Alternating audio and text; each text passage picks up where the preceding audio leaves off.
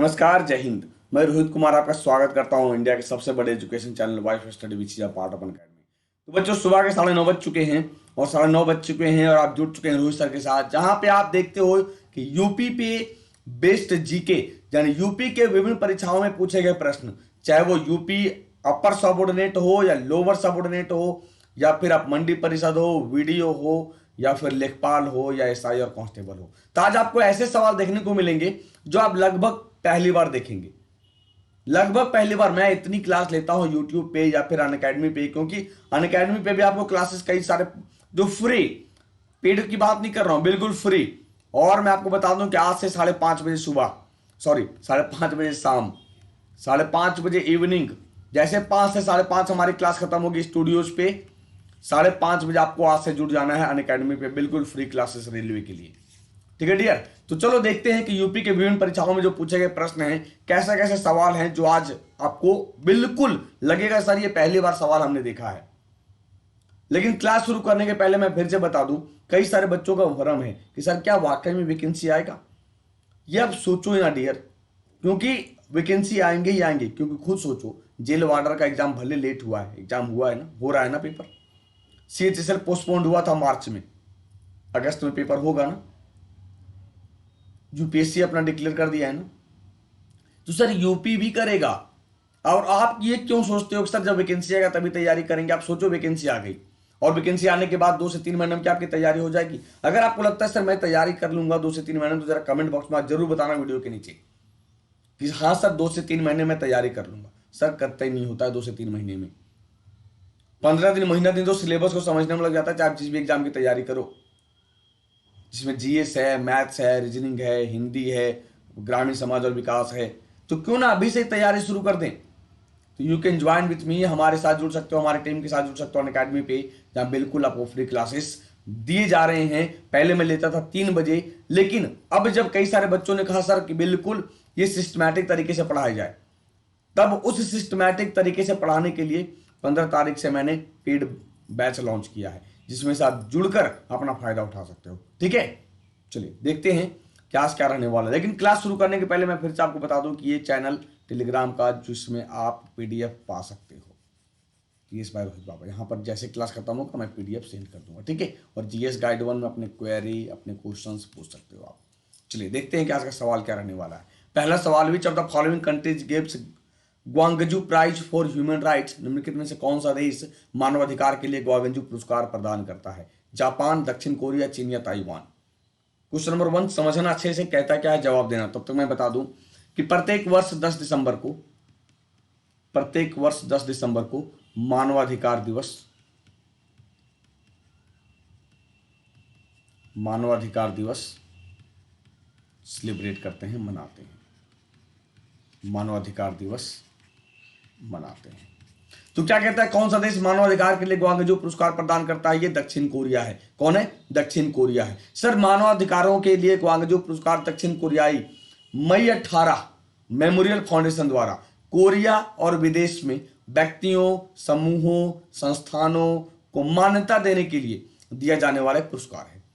जो किसे प्रदान करेगा? जो ह्यूमन राइट्स में, मानवाधिकार में या लोकतंत्र में और शांति को बढ़ावा देने के लिए काम करते हैं, उसी को प्रदान किया जाता है ग्वांगजू पुरस्कार। किसके द्वारा? साउथ कोरिया के द्वारा। Got it? साउथ कोरिया के द्वारा। अगर साउथ कोरिया की बात करें, नॉर्थ कोरिया की बात करें, तो दोनों में 36 का आंकड़ा, जरा बताना कौन सा पैरेलल लाइन दोनों को अलग करता है, साउथ कोरिया नॉर्थ कोरिया को। तो सर 38 डिग्री पैरेलल लाइन, जिसको हम समानांतर रेखा कहते हैं, समानांतर रेखा कहते हैं। ये 38 डिग्री समानांतर रेखा दक्षिण कोरिया और उत्तर कोरिया और दक्षिण कोरिया को अलग करता है, डिवाइड करता है। ठीक है, क्वेश्चन नंबर 2 की बात करें। During which of the following period the Bharat Ratna awards were discontinued, निम्नलिखित में से किस काल में भारत रत्न पुरस्कार बंद कर दिए गए थे। 1951 टू 61, 1963 टू 66, 1977 टू 80 या 1997 टू 2005। क्वेश्चन नंबर 2, क्वेश्चन समझना कहता क्या है कि किस काल में भारत रत्न पुरस्कार दिया ही नहीं गया था, बंद कर दिया गया था। रीजन क्या होगा मैं बताऊंगा, पहले आप जवाब दे दो कि कहता क्या है कि किस काल में भारत रत्न पुरस्कार बंद कर दिए गए थे। आपको पता, यू नो दैट कि 1954, में इसकी शुरुआत की गई और 3 लोगों को दिया जा सकता है एक साथ। पहले मरणोपरांत दिया गया किसी शास्त्री जी को, लाल बहादुर शास्त्री जी को 1966 में पहले व्यक्ति मरणोपरांत पाने वाले। तो कब प्रदान बंद कर दिया गया था? 1977 से 80। क्यों सर? सरकार पूरी तरह से पहली बार अस्त व्यस्त हुई थी। सरकार पहली बार अस्त व्यस्त हुई थी 1977 में। पहली बार गैर कांग्रेसी सरकार बनी थी, गैर कांग्रेसी सरकार बनी थी मोरारजी देसाई के नेतृत्व में। मोरारजी देसाई के नेतृत्व में, इसीलिए बंद कर दिया गया था 1977 से 80 को। ठीक है, आगे देखिए। संगाई महोत्सव भारत के निम्नलिखित राज्यों में से किसमें मनाया जाता है? असम, मणिपुर, बिहार या Karnataka? Sangai festival is celebrated in which among the following states of India? Sangai महोत्सव भारत के निम्नलिखित राज्यों में से किसमें मनाया जाता है? असम, मणिपुर, बिहार या कर्नाटक? संगाई महोत्सव की बात करेंगे तो भारत के किस राज्य में? मणिपुर में मनाते हैं सर संगाई महोत्सव। और ये हमेशा याद रखना कि जितने भी पूर्वोत्तर भारत हैं, जितने भी पूर्वोत्तर भारत हैं, पूर्वोत्तर भारत के फेस्टिवल बहुत हमेशा आकर्षित करते हैं एग्जामिनर को, हमेशा एग्जामिनर को आकर्षित करते हैं। तो पूर्वोत्तर भारत पर खासकर नजर रखना। क्या करना होगा, ये आपके लिए होमवर्क है आज। कुछ लोग होमवर्क इतने अच्छे से देते हैं ना, दिल खुश हो जाता है जब कमेंट देखता हूं। तो होमवर्क क्या है? जितने भी नॉर्थ ईस्ट स्टेट हैं, कितने हैं सर? एटीएम आना मम्मी आपको पता है, यानी असम, त्रिपुरा, मेघालय, अरुणाचल प्रदेश, नागालैंड, मणिपुर, मिजोरम, ये है। आपको करना क्या है? इसके capital plus CM plus governor, capital CM plus governor, बिल्कुल ये आपका टास्क है, होमवर्क है। इसे मेंशन कर लेना, इसे मेंशन कर लेना अपने नोटबुक में। ठीक है। Rigveda was written during which among the following ages? Rigveda किस युग के दौरान लिखा गया था? पाषाण युग, ताम्र युग, लौह युग या इनमें से कोई नहीं? जल्दी, ऋग्वेद किस युग के दौरान लिखा गया था? कई सारे बच्चों के दिमाग चलेगा, नन ऑफ दीज, कई सारे बच्चों को चलेगा कुछ, लेकिन मैं प्रूव करूंगा, हिंस प्रूफ कि सर ये क्या होगा, इसका जवाब क्या सही होगा क्या गलत होगा। तो ऋग्वेद की बात करेंगे सर, ये आयरन एज, लौह युग के दौरान लिखा गया था। क्यों ऐसा होगा सर? अगर वैदिक सभ्यता की बात करें, वैदिक सभ्यता की बात करें तो वैदिक सभ्यता की पीरियड कितनी है? 1500 बीसी से लेकर 600 बीसी, जिसमें लोहा का साक्ष्य पाया गया। समझना, लोहा का साक्ष्य पाया गया। लेकिन अगर इसे हम डिवाइड करेंगे, ऋग्वैदिक सभ्यता, तब हम ऋग्वैदिक सभ्यता की बात करेंगे, तब हो जाएगा ऋग्वैदिक सभ्यता की, तब हो जाएगा 1500 बीसी से 1000 बीसी। और लेटर वैदिक पीरियड, उत्तर वैदिक सभ्यता, तब हो जाएगा 1000 बीसी से 600 बीसी। और इसी पीरियड में, लेटर वैदिक पीरियड में लोहे का साक्ष्य मिलता है। लेकिन हम अगर युग की बात करेंगे तो सर वैदिक सभ्यता मानेंगे ना, दोनों को तो अलग कर नहीं सकते हम। युग की बात करें दोनों को अलग नहीं करेंगे। दैट मीन्स वैदिक सभ्यता को हम आयरन एज कह सकते हैं, आयरन एज कह सकते हैं। इसीलिए ये सवाल बना और ये यूपी के अपर सबऑर्डिनेट का सवाल है, अपर सबऑर्डिनेट का सवाल है। मैंने भी जब क्वेश्चन फ्रेम कर रहा था, क्वेश्चन देख रहा था, तो मुझे भी लगा यार ये सवाल गलत हो सकता है। क्यों? क्योंकि ऋग्वेद की बात करता है तो जब लोहे का साक्ष्य हमें मिलता है 1000 बीसी से 600 बीसी, तो कैसे मान लें। लेकिन जब फिर मैंने थोड़ा सा डिटेल पढ़ा, एक्सप्लेनेशन करने की कोशिश करी, तो समझ में आया कि वैदिक सभ्यता की ओवरऑल वैदिक सभ्यता का पीरियड 1500 से बीसी से लेकर 600 बीसी है। तब उसे हम लौह युग या आयरन एज कह सकते हैं। समझ में आ गई बातें? क्यों ऐसा क्वेश्चन है ये, बिल्कुल समझना। इसीलिए कहते हैं कॉन्सेप्ट क्लियर होगा तो कभी गलती नहीं करोगे, अदरवाइज आप क्या लगा के आते हैं, नन ऑफ द इनमें से कोई नहीं। Question number 5, algebra was invented by which of the following ancient Indian mathematics? बीज गणित का आविष्कार निम्न में से किस प्राचीन भारतीय गणितज्ञ ने किया था? भास्कर, आर्यभट्ट, मेधातिथि, इनमें से कोई भी नहीं।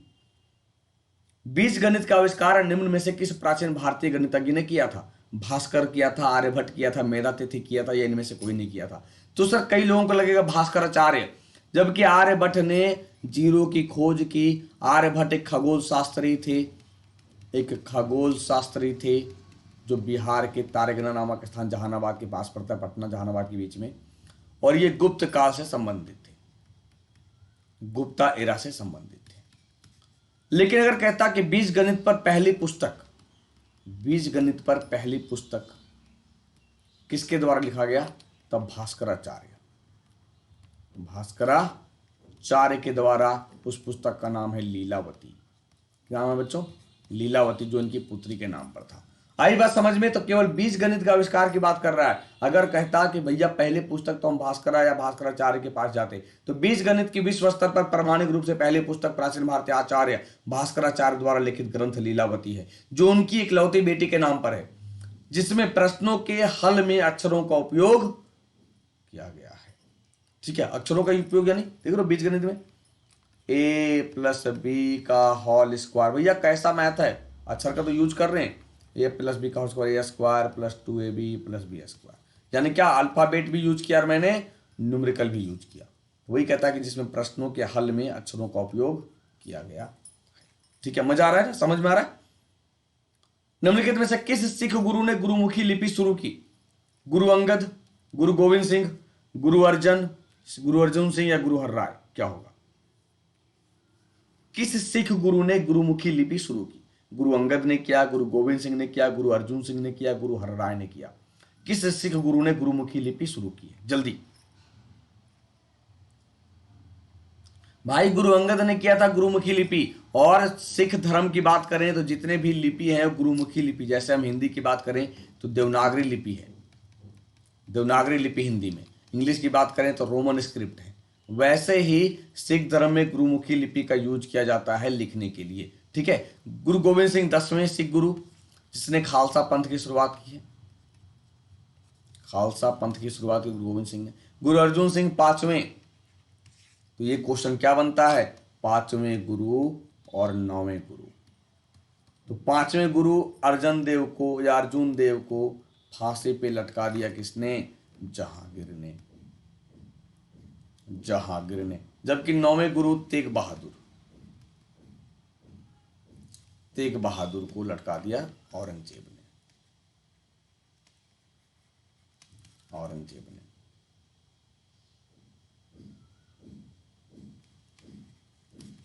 ठीक है, क्लियर है। Which part of the Indian constitution deals with trade commerce with in the territories of India, भारतीय संविधान का कौन सा भाग भारत के क्षेत्रों के भीतर व्यापार वाणिज्य से संबंधित है। 9 क्या होगा, या 13, 5 या 15। क्वेश्चन नंबर 7, सोच के जवाब दो कि भारतीय संविधान का कौन सा भाग भारत के क्षेत्रों के भीतर व्यापार वाणिज्य से संबंधित है। तो क्वेश्चन नंबर 7 की बात करेंगे तो सर भाग 9 की बात करें तो पंचायती राज व्यवस्था से संबंधित है। ये पंचायती राज व्यवस्था से संबंधित है। ये पार्ट 5 की बात करें तो सेंटर संघ से संबंधित है, जिसमें से राष्ट्रपति, केंद्र सरकार सब होगा। पार्ट 15 की बात करें तो चुनाव आयोग से संबंधित है, चुनाव आयोग से संबंधित है। ठीक है, क्वेश्चन नंबर 8, सार्क का लोकतंत्र चार्टर निम्नलिखित में अपनाया गया था, कहां अपनाया गया था, थिम्पू, ढाका, काठमांडू या नई दिल्ली। यानी सार्क हमारा जो वर्क करेगा भाई उसमें भी तो डेमोक्रेसी है, तो कब अपनाया गया था ये डेमोक्रेसी, सार्क लोकतंत्र चार्टर, ये अपनाया गया था, कब अपनाया गया सकता, क्या हो सकता है, थिम्पू, ढाका, काठमांडू या नई दिल्ली, जल्दी। सार्क का लोकतंत्र चार्टर निम्नलिखित में अपनाया गया था थिम्पू, ढाका, काठमांडू या नई दिल्ली। तो सार्क का लोकतंत्र चार्टर सर ये अपनाया गया था ढाका में, यानी कह दें बच्चों 1985 में सार्क की स्थापना ढाका में की जाती है, उसी समय से अपना लिया जाता है। जबकि काठमांडू क्या है, इसका हेडक्वार्टर है, काठमांडू इसका हेडक्वार्टर है। सार्क यानी कितने मेंबर हैं, तो अफगानिस्तान, मालदीव, भूटान, बांग्लादेश, श्रीलंका, पाकिस्तान, इंडिया, नेपाल, ये यानी 2, 3, 5, 3, 8 मेंबर हैं। संस्थापक 7 हैं, अफगानिस्तान बाद में जुड़ा है 2007-8 में। ठीक है, याद रहेगा इतना, रखना ही होगा याद, कोई उपाय नहीं है। भारतीय संविधान में राष्ट्रपति के चुनाव का तरीका किस देश से लिया गया है, Britain, America, Ireland, Australia. In Indian constitution the method of election of president has been taken from which country, भारतीय संविधान में राष्ट्रपति के चुनाव का तरीका किस देश से लिया गया है? ब्रिटेन से, अमेरिका से, आयरलैंड से या ऑस्ट्रेलिया से? तो राष्ट्रपति के चुनाव की बात करता है। अगर केवल राष्ट्रपति की बात करता कि राष्ट्रपति का प्रावधान या वाइस प्रेसिडेंट का प्रावधान, तो हम यूएसए की बात करते। लेकिन चुनाव का तरीका की बात करता है तो आयरलैंड चुनाव का तरीका, यानी कहें आर्टिकल नंबर 54 में चुनाव की चर्चा की गई है राष्ट्रपति का, और 55 में चुनाव का तरीका। जो चुनाव कैसे होगा? एकल संक्रमणीय पद्धति, एकल संक्रमणीय पद्धति से चुनाव होता है। एकल संक्रमणीय पद्धति से चुनाव होगा। आई बात समझ में? ऑस्ट्रेलिया की बात करें तो समवर्ती सूची ऑस्ट्रेलिया से लिया गया। प्रस्तावना में जो लैंग्वेज है, भाषा है, वो ऑस्ट्रेलिया से लिया गया, लेकिन प्रस्तावना प्रीएम्बल यूएसए से, प्रीएम्बल यूएसए से, फिर आपका फंडामेंटल राइट्स यूएसए से, आयरलैंड से डीपीएसपी से, directive principles of state policy, और ब्रिटेन से पूरे पार्लियामेंट्री सिस्टम कि कैसे हमारा पार्लियामेंट काम करता है, ये ब्रिटेन से लिया गया है। ठीक है। माउंट लोगान निम्नलिखित में से किस देश का सर्वोच्च बिंदु है? Mount Logan is the highest point of which among the following countries? United states, Canada, Mexico या ब्राजील? माउंट लोगान निम्नलिखित में से किस देश का सर्वोच्च बिंदु है? संयुक्त राज्य अमेरिका, कनाडा, मैक्सिको या ब्राजील? तो माउंट लोगान की बात करेंगे तो सर ये कनाडा से का सर्वोच्च बिंदु है। किसका? कनाडा का सर्वोच्च बिंदु है। कनाडा का सर्वोच्च बिंदु है माउंट लोगान। अब आपके लिए होमवर्क क्या है? होमवर्क यही है कि सर यूनाइटेड स्टेट्स का कौन सर्वोच्च बिंदु है? आज मैंने सुबह 6:30 बजे वीडियो करा था कि भारत के राज्यों में कि सबसे ऊंची बिंदु, भारत के राज्यों की सबसे ऊंची बिंदु, सबसे ऊंची चोटी कौन कौन सा है? देखना, बहुत मजा आएगा। मात्र 6 मिनट की वीडियो, 6 मिनट की वीडियो में कितने ज्यादा इंफॉर्मेशन मैंने दिया आपको। ठीक है, तो होमवर्क क्या है? यूएसए का सबसे ऊंचा बिंदु, मैक्सिको का और ब्राजील का, यह आपको कमेंट बॉक्स में बताना है। ठीक है। क्वेश्चन नंबर 11, कामेंग हाथी रिजर्व और देवमाली हाथी रिजर्व किस राज्य में स्थित है? Kameng elephant reserve and Devmali elephant reserve are located in which state? Assam, Manipur, Mizoram या अरुणाचल प्रदेश? जल्दी। कामेंग हाथी रिजर्व और देवमाली हाथी रिजर्व किस राज्य में स्थित है? तो सर बिल्कुल आसान सवाल है यार, कई बार आप पढ़ चुके होंगे। कामेंग एलिफेंट रिजर्व या अरुणाचल प्रदेश में, ये तो पता है, लेकिन सर जब कामेंग या अरुणाचल प्रदेश में होगा तो देवमाली कहाँ जाएगा? ये बोथ दोनों के दोनों अरुणाचल प्रदेश में लोकेट हैं, अरुणाचल प्रदेश में स्थित हैं। याद रहेगा, अरुणाचल प्रदेश जो चाइना से बाउंड्री टच करता है भैया, जो विवाद छिड़ा है अभी ना, देख रहे हो, चाइना, उत्तराखंड, बिल्कुल चाइना से हमारी 2-2 हाथ होने को है, ये स्थिति हो गई है। ब्रिटिश सेना के लिए अनाज स्टोर करने के लिए 1786 में बनाया गया एक विशालकाय आकार का गोल घर किस शहर में स्थित है? बिल्कुल आसान सवाल, इससे आसान सवाल की उम्मीद नहीं कर सकते हो, और खासकर बिहार, झारखंड, पश्चिम बंगाल के लोग अगर होंगे, यूपी के लोग भी होंगे तो बिल्कुल जवाब देंगे, क्योंकि बाउंड्री सटी हुई है। तो ब्रिटिश सेना के लिए अनाज स्टोर करने के लिए 1786 में बनाया गया विशालकाय अनाज का गोल घर आकार का गोल घर किस शहर में स्थित है? तो गोल घर पटना। मैं बताऊं, जब हम लोग पढ़ते थे तो हम लोग से पूछा जाता था ना कि पटना के बीच में क्या है, तो हम कहते थे गोल घर है, तो कहता था क्या पता है? गलत, पटना के बीच में टा है।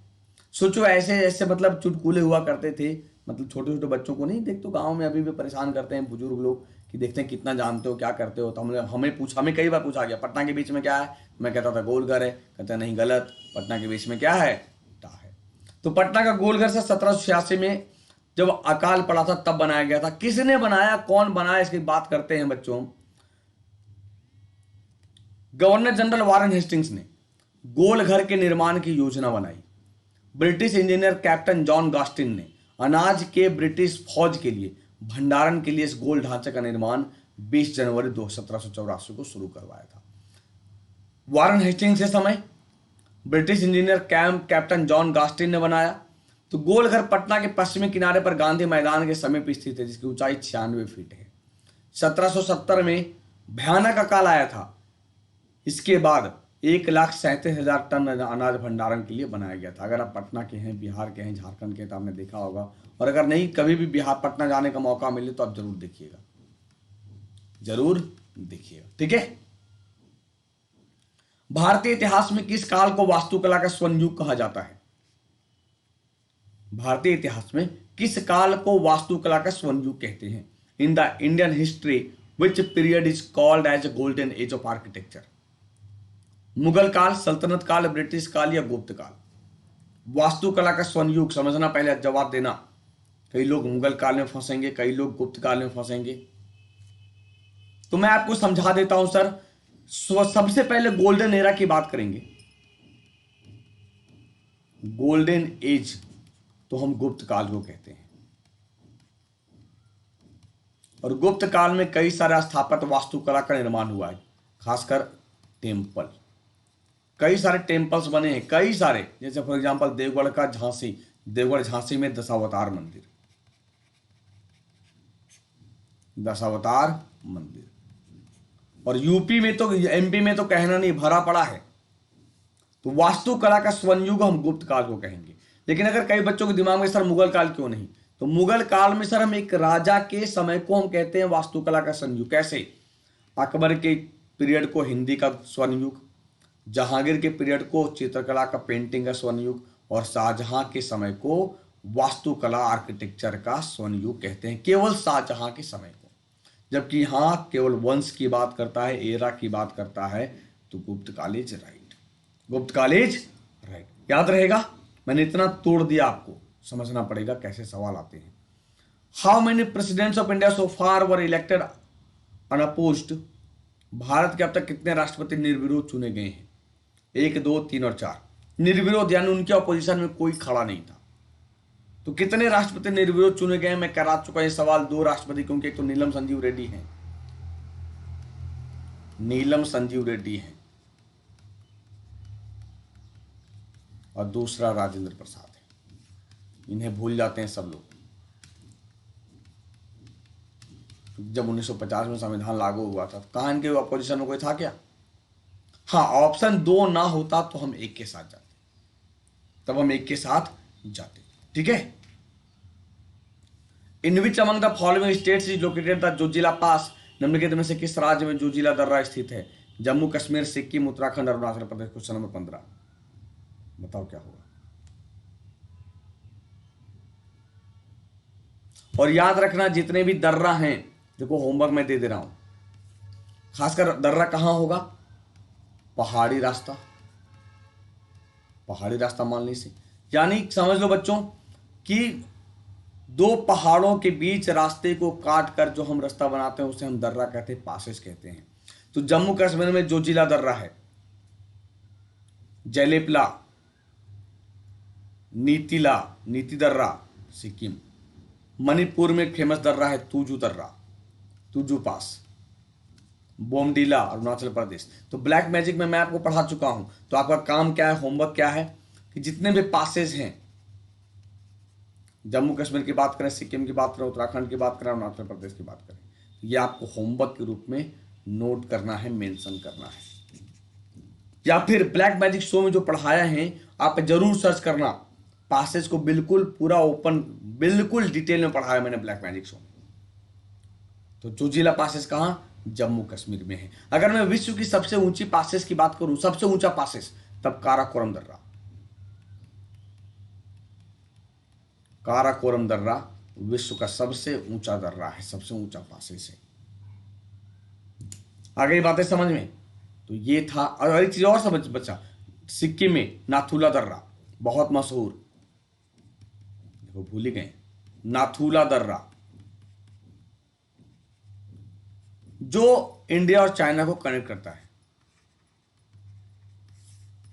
इंडिया एंड चाइना को कनेक्ट करता है, याद रखना। ठीक है। तो ये था आज का सेशन। कैसा लगा सेशन? कुछ नया सीखा? अगर अच्छा लगा हो तो लाइक करना, शेयर करना अपने दोस्तों के साथ। और देखो यार, मैं फिर से कहता हूं कि 15 तारीख से बैच शुरू हुआ था, ज्यादा नहीं 3-4 क्लास हुए हैं, क्योंकि बीच में गैपिंग करे क्लास ले रहा हूं ना, ताकि मैं बच्चों को समझा सकूं, अच्छे से समझ में आए। You can join. और इस सप्ताह जो शुरू होना था पॉलिटी, वो मैं डेट इसलिए कंफर्म नहीं बता रहा हूँ सर, क्योंकि देखो कई सारी चीज़ें होते हैं, हम लोग शेड्यूल बनाकर देते हैं, इसके बाद शेड्यूल फाइनल होता है, इसके बाद फिर वो आपको अनअकैडमी पे दिखता है। ठीक है। तो हो सकता है 2-3 दिन लेट हो, लेकिन हिस्ट्री खत्म होने के बाद जो दूसरी बैच शुरू हो रही है, पॉलिटी की शुरू हो रही है, बिल्कुल फाउंडेशन से, तो आप ज्वाइन कर सकते हो। ना समझ में आए तो बिल्कुल मैसेज करना, मैं आपको व्हाट्सएप नंबर देता हूं। और शाम के 5:30 बजे आप जरूर जुड़िए, जहां पर फ्री क्लासेस हो रही है अनअकैडमी की, बिल्कुल फ्री, रेलवे की। तो कैसे जुड़ना है शाम के 5:30 बजे मैं उसके लिए बता दूं, और फिर मैं बता देता हूं लेखपाल के लिए या एसएससी के लिए। तो सबसे पहले गूगल प्ले स्टोर में जाना, अनअकैडमी लर्निंग ऐप डाउनलोड करना। डाउनलोड करोगे, इंस्टॉल करोगे, इंस्टॉल करने के बाद ओपन करना, ओपन करने के बाद मोबाइल नंबर डालना जो वैलिड होगा। इसके बाद 6 डिजिट का ओटीपी आएगा, वो खुद ले लेगा उसी नंबर में। इसके बाद अपना गोल सेलेक्ट करना फ्री क्लासेस के लिए। यहाँ पे देखो 3 लाइन बनी है डंडी, railway exam. Railway exam select करोगे, नीचे प्लस बना होगा, फिर इसके बाद फिर स्पेशल बना होगा। स्पेशल पे क्लिक करोगे और फिर सर्च करना, मुझे मेरे नाम को सर्च करना। मिलने के बाद ये मुझे फॉलो करना, नोटिफाई कर लेना, मैसेज आ जाएगा। ये तो था फ्री क्लासेस की। लेकिन अगर मैं बात करूं सर पेड की, जो आपको लगता है सर मैं बिल्कुल अच्छे तरीके से तैयारी करना चाहता हूं, एक ही जगह पे सारे लोगों से पढ़ना चाहता हूं, तो यहाँ पे गोल सेलेक्ट करना। एसएससी में जुड़ना एसएससी एग्जाम, या यूपी में जुड़ना तो UP PSC oblique UP triple SC. Select कर लिया गोल। गोल सेलेक्ट करने के बाद गेट सब्सक्रिप्शन पे क्लिक करेंगे। क्लिक करने के बाद कितने मंथ का सब्सक्रिप्शन, तो मैं हमेशा कहता हूं सर कम से कम 12 महीना या 24 महीना। इसीलिए सर कि हमें प्री और मेंस दोनों पास करने होते हैं। प्री के लिए मत सोचो, तो जैसे मान लो सपोज मैंने 12 महीना सर्च किया, इसके बाद कंटिन्यू करेंगे। कंटिन्यू करने के बाद यहाँ पर रेफरल कोड पूछेगा, तो भाई बाबा 10 BA 10 जिसमें 10% का रिबेट मिलेगा। अप्लाई करना मत भूलना। अप्लाई करोगे 6000 फी 1 साल का, एसएससी का घटकर हो जाएगा 5400, घटकर 5400 हो जाएगा। जैसे 5400 होगा, अब कहेगा कैसे पे करना चाहोगे, क्रेडिट कार्ड डेबिट कार्ड। तो अगर आपके पास क्रेडिट कार्ड है तो अच्छा ऑप्शन है, ईएमआई में कन्वर्ट हो जाएगा। और अगर आपके पास डेबिट कार्ड एटीएम कार्ड है तो एटीएम से कर सकते हो। बस रेफरल कोड याद रखना, BA 10 बाबा 10 बिना स्पेस दिए हुए। ना समझ में आए तो मुझे व्हाट्सअप कर सकते हो, आप मुझे एफबी पे फॉलो कर सकते हो, इंस्टा पे फॉलो कर सकते हो। तो मिलते हैं फिर से यूपी वाले अलग से जब नेक्स्ट क्लास लगेगी आपके लिए। तब तक के लिए अपना ख्याल रखना। शुक्रिया, जय हिंद।